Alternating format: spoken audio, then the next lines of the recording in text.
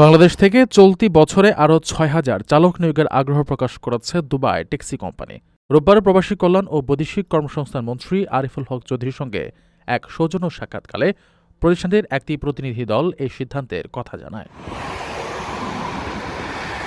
বর্তমানে সেখানে কর্মরত ১৫,০০০ কর্মীর মধ্যে প্রায় ৮,০০০ জনই বাংলাদেশি। কর্মীদের কঠোর পরিশ্রম ও দক্ষতার কারণে তাদের বিশেষ অগ্রাধিকার দেওয়া হচ্ছে বলে জানায় প্রতিনিধি দলটি। সাক্ষাৎকালে মন্ত্রী দক্ষ চালক নিয়োগের জন্য কৃতজ্ঞতা জানান এবং পুরো প্রক্রিয়ায় সব ধরনের সহায়তার আশ্বাস দেন।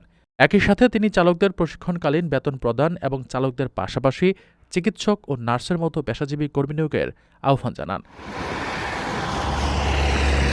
সাক্ষাৎকারে প্রবাসী কল্যাণ ও বৈদেশিক কর্মসংস্থান প্রতিমন্ত্রী মোহাম্মদ নুরুল হক দরিদ্র কর্মীদের কথা বিবেচনা করে অভিবাসন খরচ কমিয়ে ১ লাখ টাকার মধ্যে রাখার অনুরোধ জানান। সোমবার থেকে বাংলাদেশ কোরিয়া কারিগরি প্রশিক্ষণ কেন্দ্রে ইন্টারভিউর মাধ্যমে যোগ্য চালক বাছাইয়ের কার্যক্রম শুরু হবে। রিক্রুটিং এজেন্সি আল আনাস ওভারসিজ জানায়, চালকদের পাশাপাশি বাংলাদেশ থেকে ক্লিনার, টেকনিশিয়ান ও মেকানিক নেওয়ার ব্যাপারেও দুবাই ট্যাক্সি কোম্পানির আগ্রহ রয়েছে।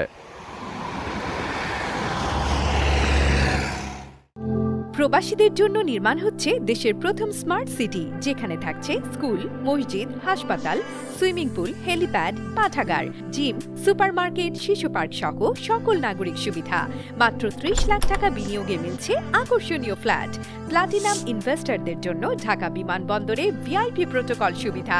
বিস্তারিত জানতে যোগাযোগ করুন স্ক্রিনে দেয়া হোয়াটসঅ্যাপ অথবা ইমো নাম্বারে।